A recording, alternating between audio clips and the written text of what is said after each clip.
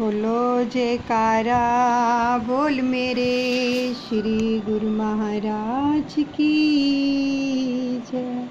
श्री परमहंस दयाल जी महाराज की जय। श्री कृष्ण कन्हैया लाल की जय। जय जय श्री राधे श्याम। सबसे पहले अपने सद्गुरुदेव भगवान का शुक्रिया अदा करते हैं नतमस्तक होकर, और सुरती से ही उनको तिलक करते हैं और गले में हार पहनाते हैं। जिन्होंने आज हम सब पर कृपा करके, जिनके आशीर्वाद से आज हम श्रीमद् भागवत पुराण का पाठ श्रवण करने के लिए उन्हीं के श्री चरण कमलों में बैठे हैं और अपने भगवान श्री कृष्णचंद्र महाराज जी का भी कोटि धन्यवाद करते हैं। इनको भी तिलक कीजिए, हार पहनाइए, भोग लगाइए।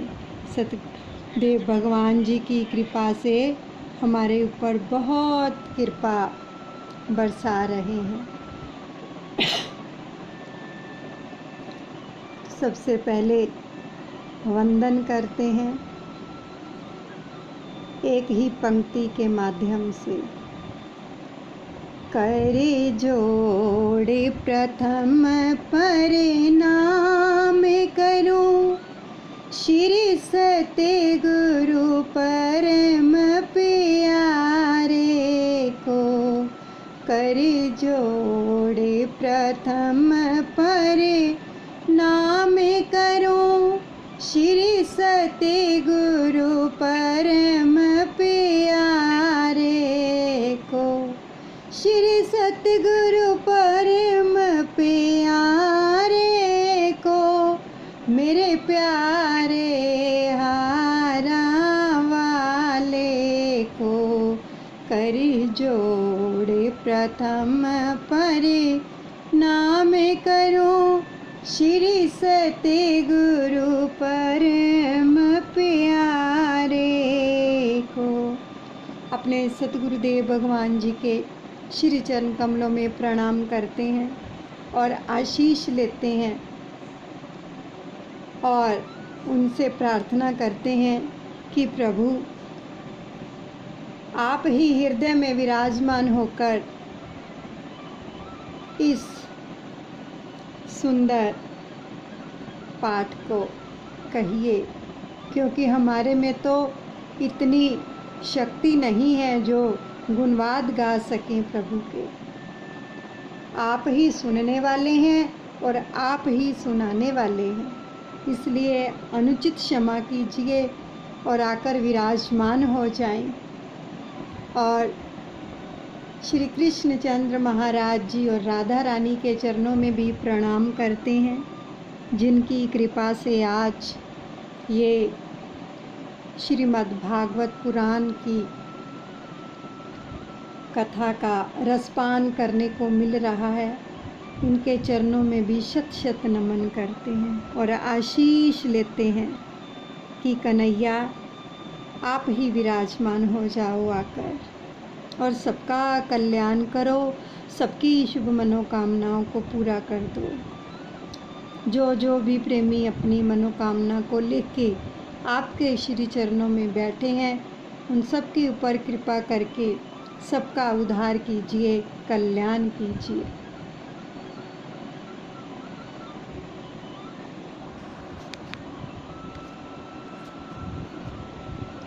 एक मिनट के लिए शांत होकर अपने इष्ट देव का सुमिरन करेंगे, उनका आशीष लेंगे, भगवान का भी।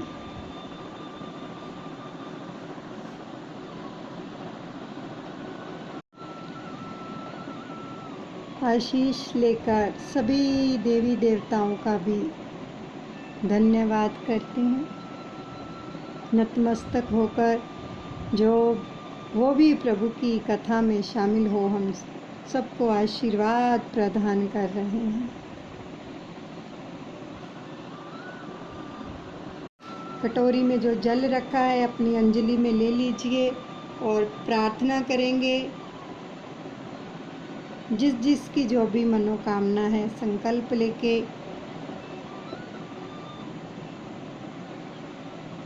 सतगुरुदेव भगवान आपके चरणों में हम ये संकल्प करते हैं।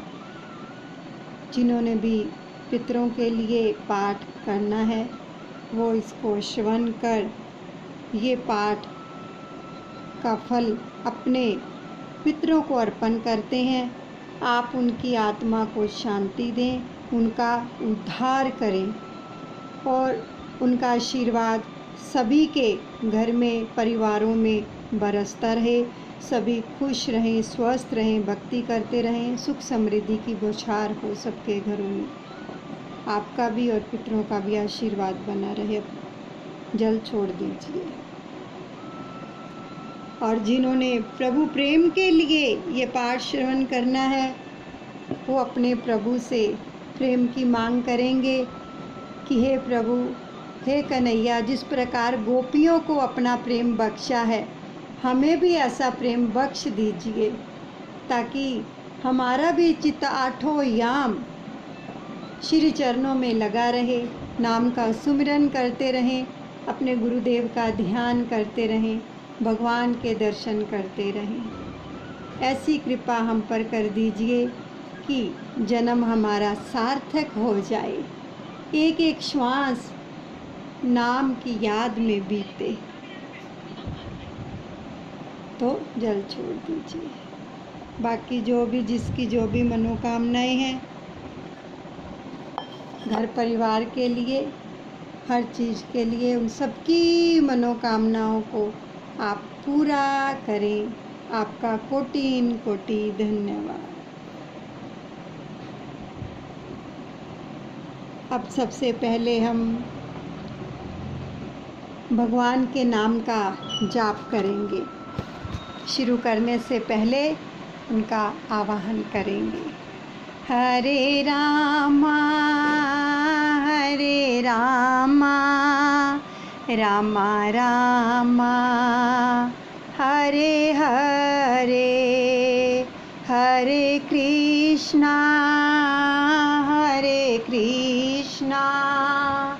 कृष्णा कृष्णा हरे हरे, हरे रामा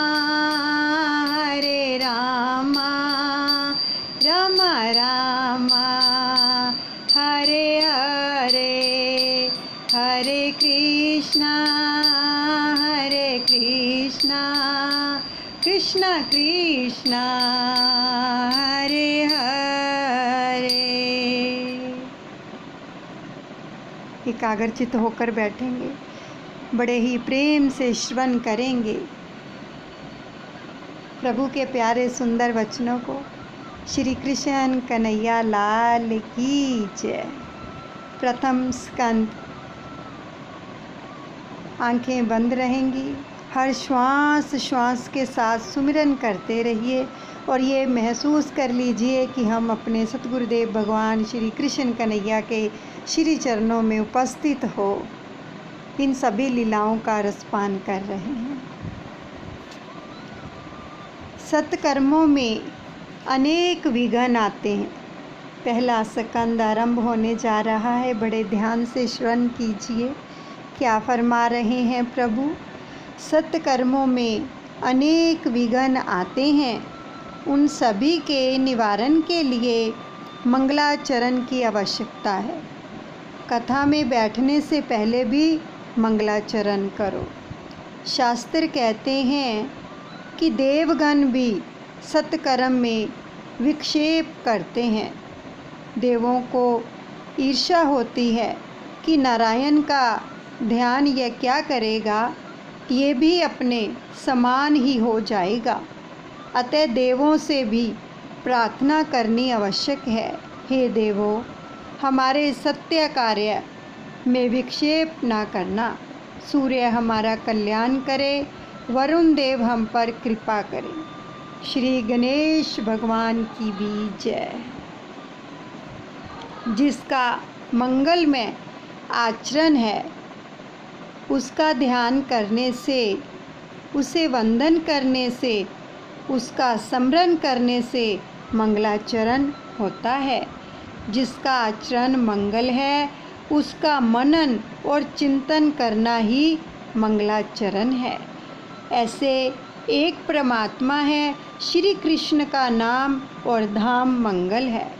संसार की किसी वस्तु या जीव का चिंतन ना करो। ईश्वर का चिंतन ध्यान मनुष्य करे तो उसकी शक्ति मनुष्य को मिले। क्रिया में अमंगलता काम के कारण आती है। काम जिसको स्पर्श करे, जिसे प्रभावित करे, उसका सब कुछ अमंगल होता है। श्री कृष्ण को काम स्पर्श नहीं कर सकता, अतः उनका सभी कुछ मंगल है। जिसके मन में काम हो, उसका स्मरण करने से उसका काम तुम्हारे मन में आएगा।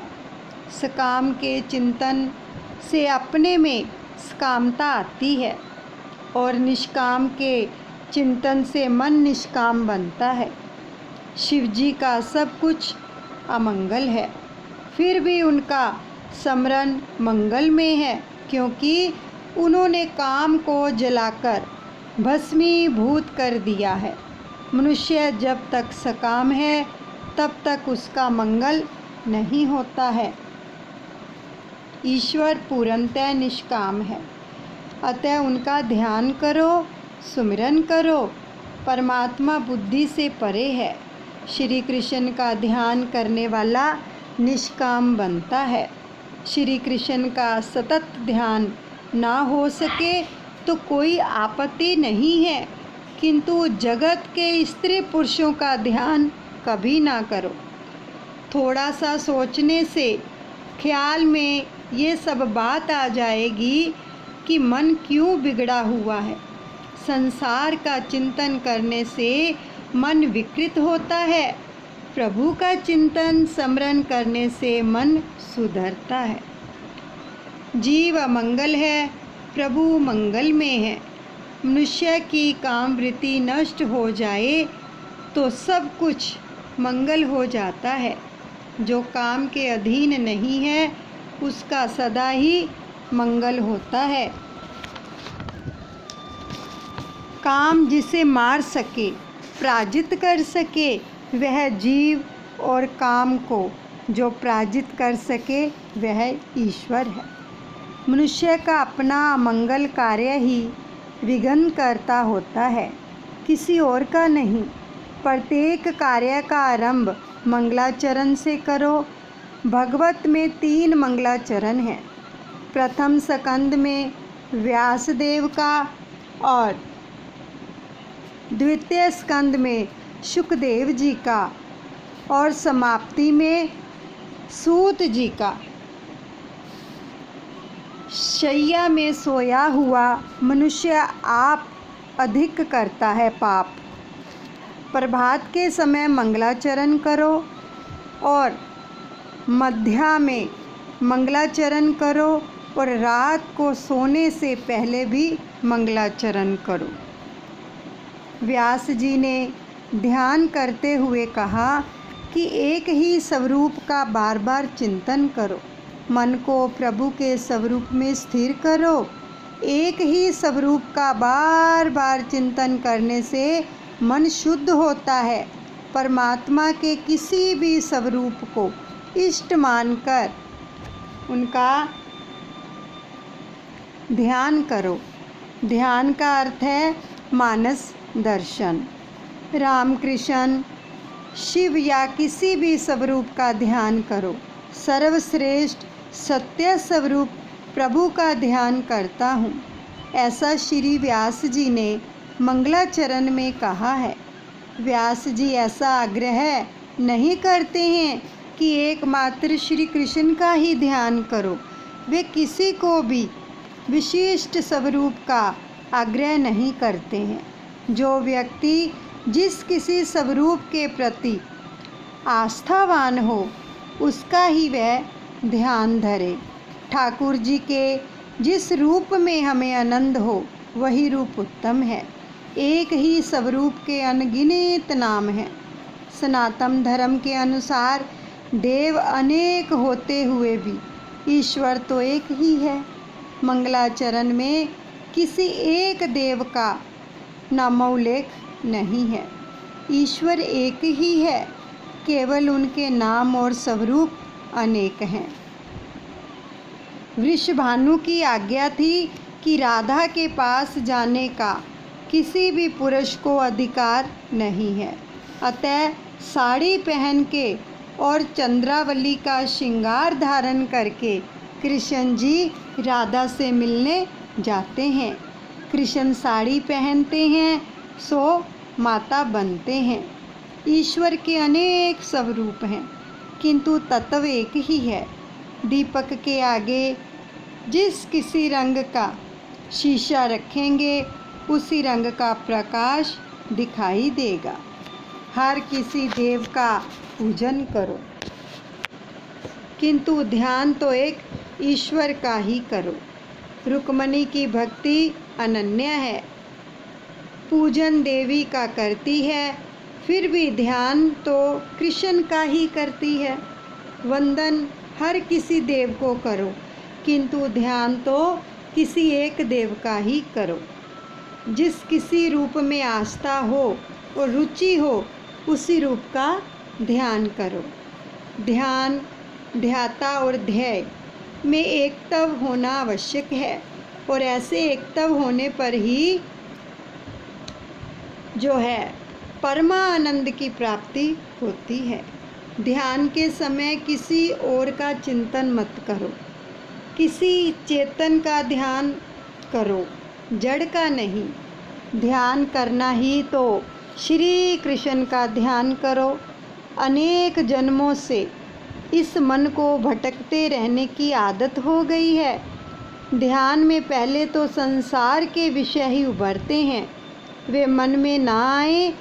ऐसा करने के लिए ध्यान करते समय परमात्मा के नाम का बार बार चिंतन करो कि जिससे मन स्थिर हो सके। उच्च स्वर से कीर्तन करो। कृष्ण के कीर्तन से जगत का विस्मरण होता है। परमात्मा के मंगलमय स्वरूप का दर्शन करते हुए कीर्तन करो।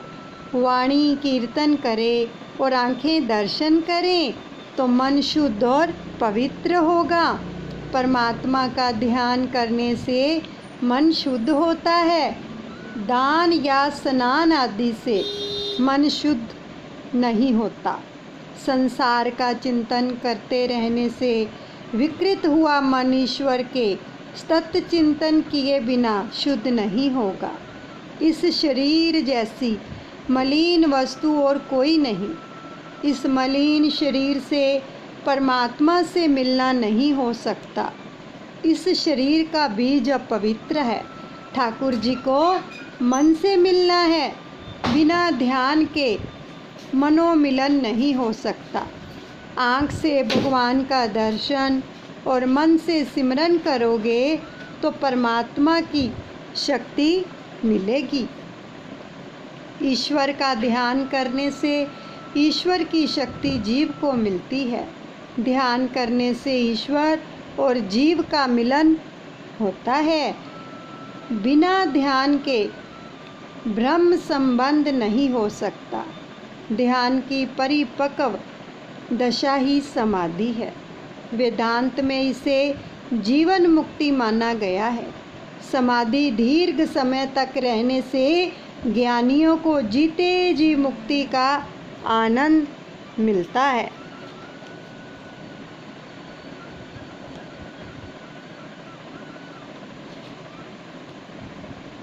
और भगवान में बार बार भागवत में ये कहा गया है भगवान ने कि ध्यान करो, जप करो। हर एक चरित्र में इस सिद्धांत का वर्णन किया गया है। पुनरुक्ति दोष नहीं है। किसी सिद्धांत को बुद्धि में दृढ़ करने के लिए उसे बार बार कहना पड़ता है कि भागवत के प्रत्येक स्कंद में इस जप ध्यान की कथा है। बिना ध्यान के ईश्वर साक्षात्कार नहीं हो सकता। वासुदेव देवकी ने 11 वर्षों तक ध्यान किया तो उन्हें परमात्मा मिले। भगवत का आरंभ ध्यान योग से किया गया है। जो मनुष्य ईश्वर का ध्यान करेगा वही ईश्वर को प्रिय होगा। साधन मार्ग का आश्रय लेकर ज्ञानी मुक्त होते हैं। ज्ञान से ज्ञानी और भेद का निषेध करते हैं। ज्ञान मार्ग का लक्ष्य है ज्ञान से भेद को दूर करना, भक्ति से भेद दूर करना, और भक्ति मार्ग का लक्ष्य है ध्येय एक ही है। सो भागवत का अर्थ है ज्ञान परक और भक्ति परक हो सकता है। मार्ग और साधन भिन्न भिन्न हैं किंतु ध्येय तो एक ही है। इसी कारण सगुण और निर्गुण दोनों की आवश्यकता है। वैसे तो ईश्वर अरूप है किंतु जिस रूप की भावना से वैष्णव जन तन्मय होते हैं वैसा स्वरूप भी ईश्वर धारण करते हैं। सगुण निर्गुण दोनों स्वरूपों का भागवत में निरूपण है। निर्गुण रूप में प्रभु सर्वत्र हैं और सगुण रूप में श्री कृष्ण गोलोक में विराजते हैं। इष्ट देव में पूर्णतः विश्वास रखकर ऐसा विश्वास रखो कि जगत के जड़ और चेतन सभी पदार्थों में प्रभु का वास है। मंगलाचरण सगुण और निर्गुण परक अर्थ हो सकता है। क्रिया और लीलाओं में अंतर है। प्रभु जी करें कि वह लीला और जीव जो करे वह क्रिया। क्रिया बंधन रूप है, कारण उसके साथ कर्ता की आसक्ति, स्वार्थ और अहंकार का संबंध होता है। ईश्वर लीला बंधन से मुक्त करती है। कारण ये है कि ईश्वर को स्वार्थ और अभिमान छू नहीं सकते। जिस कार्य में कर्तव्य का अभिमान नहीं होता है वही लीला है। केवल जीवों को परमानंद का दान करने के लिए प्रभु लीला करते हैं। यही कारण है कि माखन चोरी, रास आदि सभी को व्यास जी लीला कहते हैं। श्री कृष्ण जी माखन की चोरी तो करते हैं किंतु अपने लिए नहीं, मित्रों के लिए। व्यास जी ब्रह्म सूत्र में लिखते हैं कि लोकवतु लीला केवलयम, दैवी जीवों के कल्याण करने के लिए ही भगवान लौकिक जीवों जैसी लीला करते हैं। जगत की उत्पत्ति लीला है, स्थिति लीला है और विनाश भी लीला है। विनाश में भी आनंद है। सबका दृष्टा मैं हूँ और मैं का नाश नहीं होता। अहम का विनाश ना हो उसे भी ज्ञानी पुरुष लीला ही कहते हैं। मैं भी ईश्वर का अंश हूँ किंतु ये मैं अहंकार का बनना नहीं चाहिए। कृष्ण गंधारी से मिलने गए तो गंधारी ने उन्हें श्राप दिया कि तुम्हारे वंश में कोई भी नहीं रहेगा क्योंकि तुमने मेरे वंश में भी किसी एक को भी नहीं रहने दिया। परंतु कृष्ण इसमें भी आनंदित हैं। वे कहते हैं कि माता जी, मैं भी यही सोचता था कि इन सब का विनाश कैसे करूं। ठीक ही हुआ कि आपने शाप दिया। यदि सर्प पर शयन करना पड़े तो भी परमात्मा को शांति ही मिलती है। लोगों को शैया और पलंग मिले तो भी शांति नहीं मिलती है। श्री कृष्ण की शांति कैसी है? लय भी भगवान की लीला है। जीव को उत्पत्ति और स्थिति भांति, परंतु लय नहीं। ब्रह्मा जी को देवदत्त का ज्ञान देने वाले और जगत की उत्पत्ति स्थित संहार के कारण भूत श्री परमात्मा का हम ध्यान करते हैं।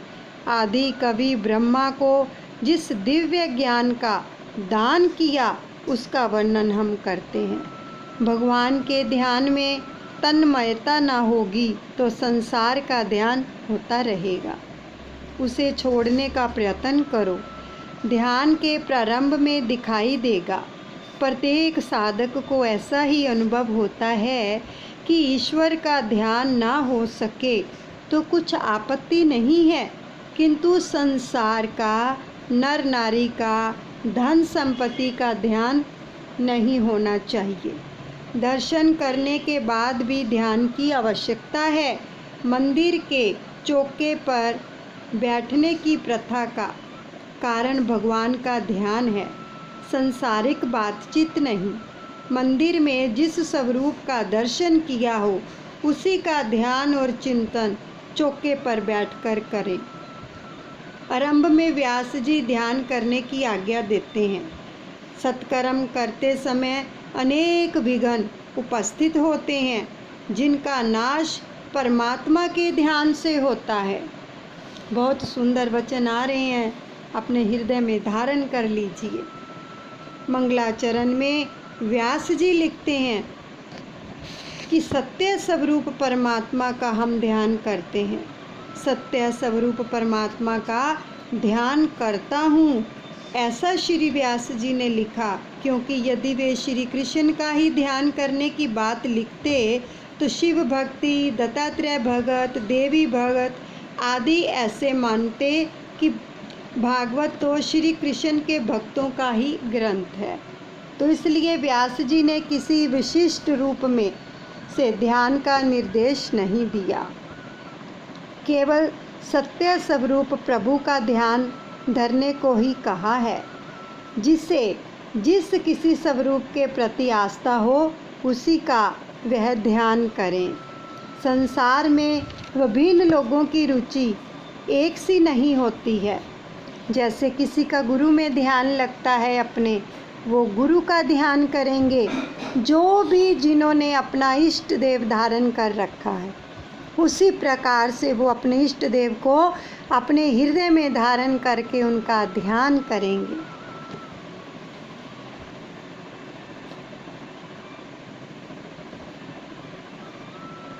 वैष्णव शास्त्र आदि विभिन्न शास्त्रों की आस्था वाले लोग अपने अपने शास्त्रों को सर्वोत्तम मानते हैं और अपनी अपनी मनोवृत्ति के अनुसार सरल या कठिन मार्ग बताते और मानते हैं। किंतु सच तो ये है कि इन सभी शास्त्र अनुसारी मतों का प्राप्ति स्थान लक्ष्य तो एक ही है। जिस तरह सरल और टेढ़ी मेढ़ी सभी नदियाँ एक ही समुंदर में जा मिलती हैं। हर किसी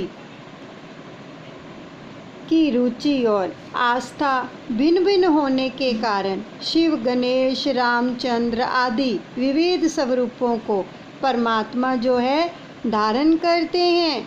सत्य, अविनाशी और अबाधित, सुख दुख, लाभ हानि आदि के कारण परमेश्वर के स्वरूप में कोई परिवर्तन नहीं होता है। दुख की प्राप्ति के समय जिसका मन उद्वेग रहित रहता है और सुख के समय जिसका मन सप्राही रहित रहता है, वही स्थित प्रज्ञा है।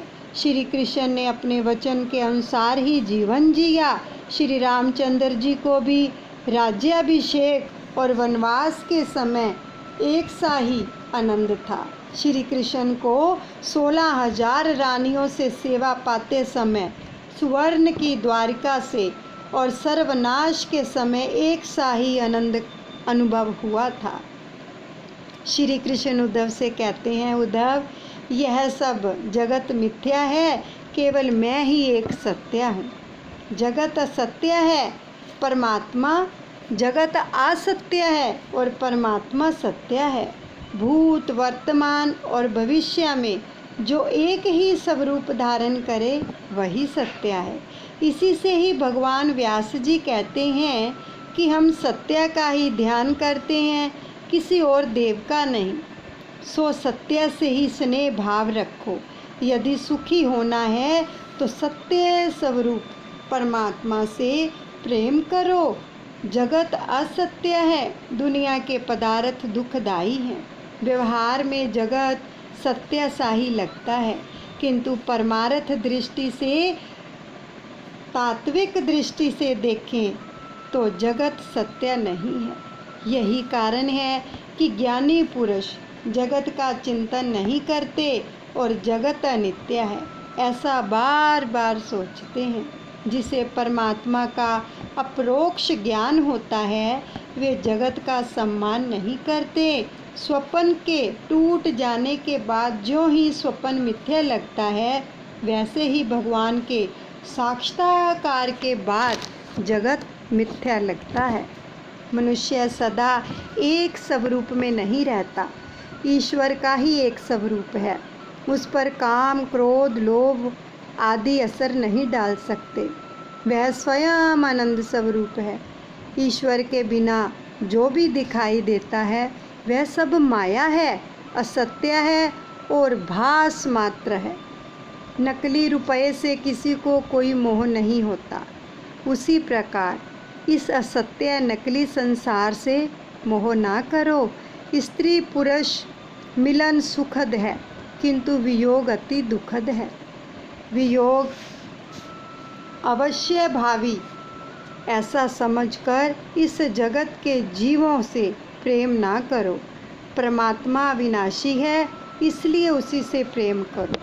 अंधेरे में रस्सी सर्प सी लगती है, किंतु प्रकाश होने पर, ज्ञान होने पर यथार्थ स्वरूप का ज्ञान होता है।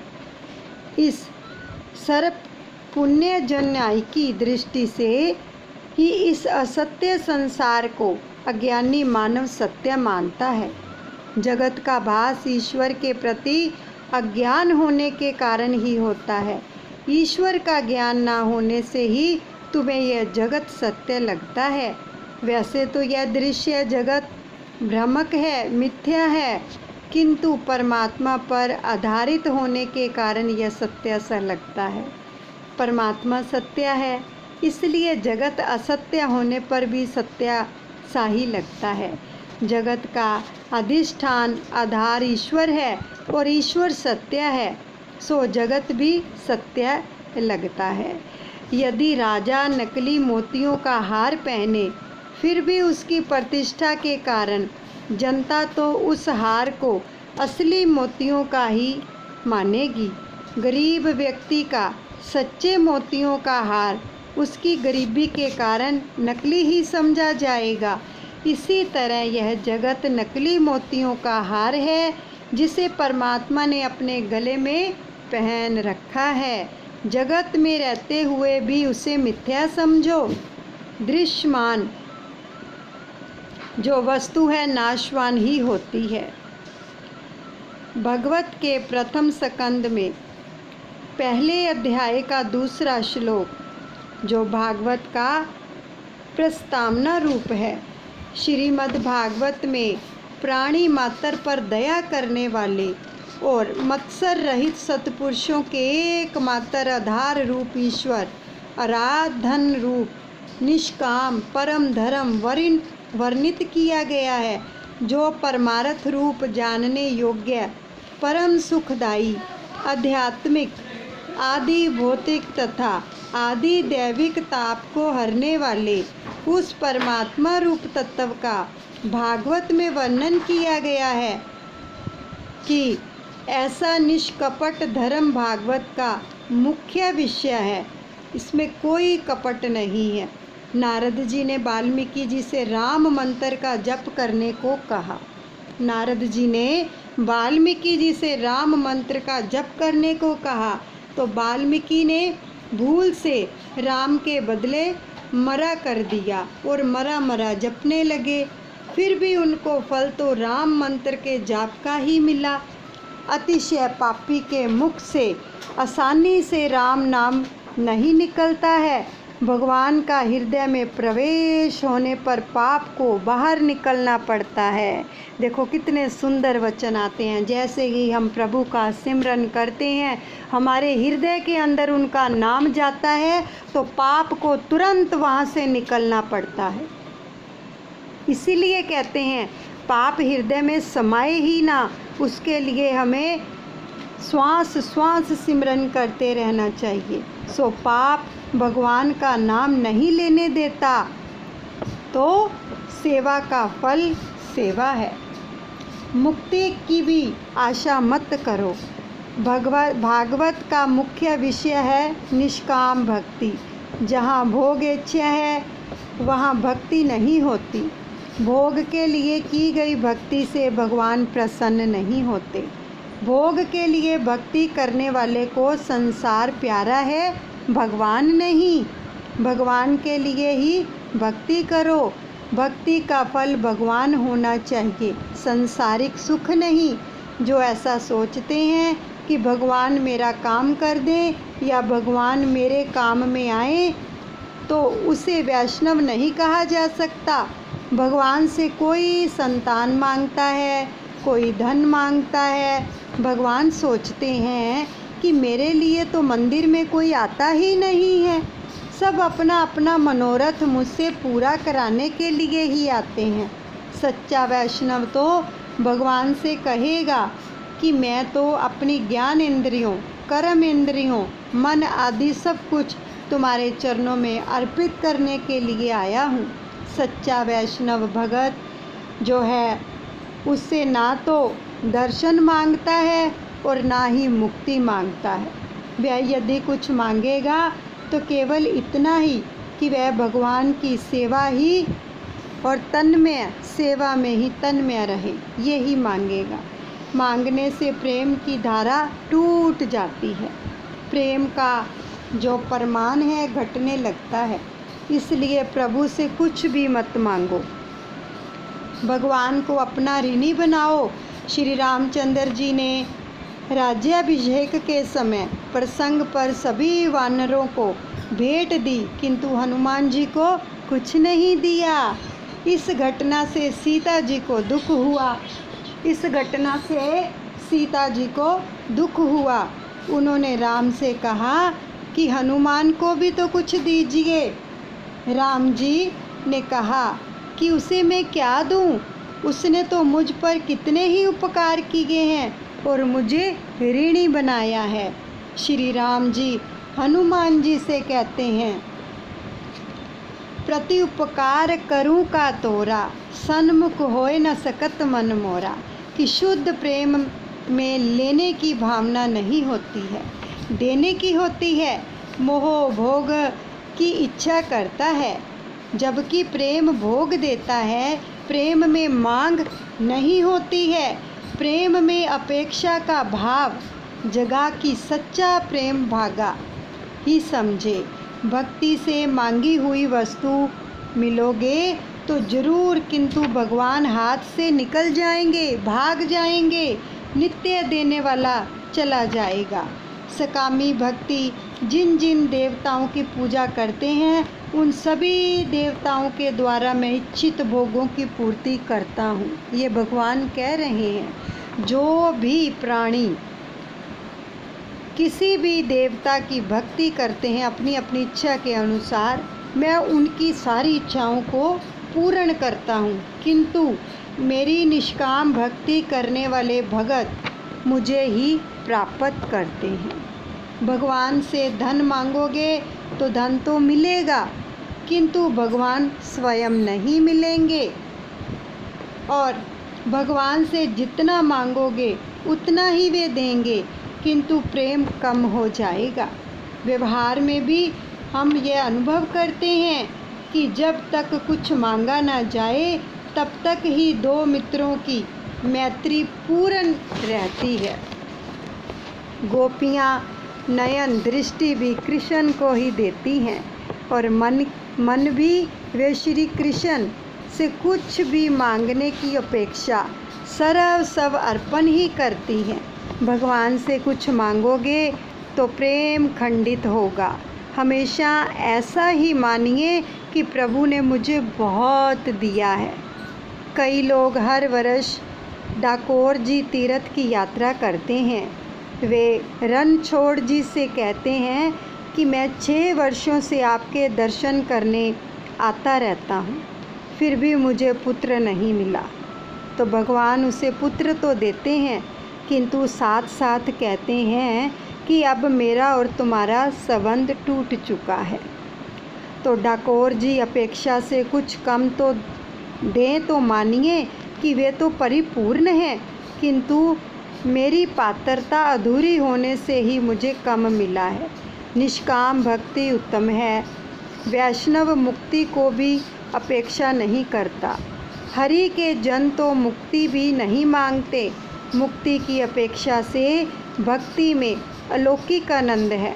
भक्ति में जिसे आनंद मिलता है उसे मुक्ति का आनंद तुच्छ और नगण्य लगता है। वेदांती तो मानते हैं कि इस आत्मा को बंधन है ही नहीं, तो फिर मुक्ति का प्रश्न ही कैसे उठता है। वैष्णव मानते हैं कि मुक्ति तो मेरे भगवान की दासी है। दासी की अपेक्षा मेरे भगवान गुरुतर हैं। भगवान मेरा काम करें ऐसी अपेक्षा कभी ना करें। रामकृष्ण परमहंस को कैंसर की बीमारी लग गई। शिष्यों ने कहा कि माता जी से कहिए कि वे आपकी बीमारी का इलाज करेंगी। रामकृष्ण ने कहा कि अपनी माता को मैं अपने लिए तकलीफ़ ना दूंगा। भक्ति का अर्थ ये तो नहीं है कि अपने सुख के लिए डाकोरा जी को हम त्रास दें या परिश्रम दें। मांगने से सच्ची मैत्री के गौरव की हानि होती है। सच्चा समझदार मित्र कभी कुछ नहीं मांगता। सुदामा की भगवान के प्रति सच्ची भक्ति थी। वे दरिद्र थे। पत्नी ने कुछ मांगने के लिए उन्हें भगवान के पास भेजा तो सुदामा भगवान के पास आए, किंतु मांगने के लिए नहीं, मिलने के लिए। उन्होंने द्वारिकापति का वैभव देखा, फिर भी जुबान तक न खोली। सुदामा ने सोचा कि मैत्री मिलन से ही यदि भगवान की आंखें भीग गई हैं तो फिर अपनी दरिद्रता की बात बताने पर तो उन्हें कितना गहरा दुख होगा। मेरे दुख का कारण मेरे कर्म हैं। मेरे दुख की गाथा सुनकर उन्हें दुख ही तो होगा। ऐसा सोचकर सुदामा ने भगवान से कुछ भी नहीं मांगा। लेकिन भगवान अंतर्यामी है। वो सुदामा की सारी स्थिति को जानते हैं। सुदामा की तो ये इच्छा थी कि अपने द्वारा लाए गए मुट्ठी भर तंदुल का भगवान प्रेम से प्रसन्न करें। भगवान जाने कि वह कुछ लेने नहीं देने आया है। ईश्वर पहले हमारा सर्वस्व लेता है और फिर अपना सर्वस्व हमें देता है। जीव के निष्काम होने पर ही भगवान उसकी पूजा करते हैं। भगत जब निष्काम होता है तो भगवान अपने स्वरूप का दान भगत को दे देते हैं। और जीव जब अपना जीव तब छोड़कर ईश्वर के द्वार पर जाता है, तब भगवान भी अपना ईश्वर तब भूलकर भगत से मिलते हैं। तो सुदामा 10 दिन का भूखा था। सुदामा 10 दिन का भूखा था, फिर भी उसने अपना सर्वस्व मुट्ठी भर तंदुल प्रभु को दे दिए। सुदामा के तंदुल चाहे मुट्ठी भर ही थे, फिर भी वही तो उस समय उसका सर्वस्व था। वैसे मुट्ठी भर तंदुल की कोई इतनी बड़ी कीमत नहीं, किंतु मूल्य तो सुदामा के प्रभु प्रेम का है। यदि मेरे लिए श्री ठाकुर जी को थोड़ा सा भी श्रम उठाना पड़ेगा तो मेरी भक्ति व्यर्थ है, निष्फल है, ऐसा मानो। भगवान से कुछ भी ना मांगो। ना मांगने से भगवान तुम्हारे ऋणी हो जाएंगे। गोपियों ने भगवान से कुछ भी नहीं मांगा था। उनकी भक्ति निष्काम थी, अतः भगवान गोपियों के ऋणी हो गए। गोपी गीत में भी वे भगवान से कहती हैं कि हम तो आपकी निःशुल्क शूद्र दासियां हैं, अर्थात निष्काम भाव से सेवा करने वाली दासियां हैं। इसी तरह कुरुक्षेत्र में भी जब भगवान श्री कृष्ण से मिलती हैं तो वहाँ भी कुछ मांगती नहीं हैं। वे तो केवल इतनी इच्छा करती हैं कि संसार रूपी कुएं में गिरे हुए को उसमें से बाहर निकालने के लिए अवलंबन रूप आपके चरण कमल घर में रहते हुए भी हमारे मन में सदा बसे रहें। ये गोपियाँ भगवान से कहती हैं कि आपके चरण कमल सदा ही हमारे हृदय में बसे रहें प्रभु। एक सखी उद्धव जी से पूछती है कि तुम किसका संदेश लेकर आए हो, कृष्ण का? तो वे तो यहाँ पर ही उपस्थित हैं। लोग कहते हैं कि श्री कृष्ण मथुरा गए हैं, पर ये बात गलत है। मेरे ठाकुर जी हमेशा मेरे साथ ही हैं। 24 घंटे जो है हमारा उनके साथ संयोग है। गोपियों का प्रेम शुद्ध है। वे जब भी भगवान का स्मरण करती तो ठाकुर जी को प्रकट होना ही पड़ता था। तो गोपियों की निष्काम भक्ति इतनी सत्वशील है कि भगवान खींचे हुए चले आते। तो ठाकुर जी को सदा साथ रखोगे, जहाँ भी जाओगे भक्ति कर सकोगे। तभी तो तुकाराम जी भगत कहते हैं कि मुझे चाहे भोजन ना भी मिले, परंतु विट्ठल नाथ मुझे एक भी क्षण तुम अपने से अलग ना रखना। भगवान उद्धव जी से कहते हैं, उद्धव मेरी गोपियाँ मुझ में तन में चित्त वाली हैं और गोपियों का आदर्श आँख के सामने रखो और भगवान की भक्ति करो। सुदामा की निष्काम भक्ति को याद रखकर प्रभु की भक्ति करो। सुदामा और गोपियों जैसी भक्ति सीखो। सुदामा की भक्ति भी निष्काम थी। तुम अपना सर्वस्व भगवान को अर्पण कर दो। ऐसा होने पर भगवान भी अपना सर्वस्व तुम्हें दे देंगे। और निष्काम भक्ति ही भागवत का मुख्य विषय है। निष्काम भक्ति ही श्रेष्ठ भक्ति है। निष्काम भक्ति का श्रेष्ठ दृष्टांत है श्री कृष्ण के प्रति गोपियों की निष्काम ममता, निष्काम प्रेम। गोपियाँ और मुक्ति की भी इच्छा नहीं रखती थी। गोपियों ने कभी मुक्ति की इच्छा नहीं रखी। श्री कृष्ण का सुख ही अपना सुख है, ऐसा गोपियाँ मानती थी। बोलो जयकारा बोल मेरे श्री गुरु महाराज की जय। श्री कृष्ण कन्हैया लाल की जय। राधिका रानी की जय। हरे रामा रामा रामा हरे हरे, हरे कृष्णा कृष्णा कृष्णा हरे हरे। सबके हृदय के अंदर प्रभु के श्री चरण कमलों का वास नित्य नित्य बना रहे, यही मंगल कामना करते हैं। आगे की जो कथा है वो कल श्रवण करेंगे।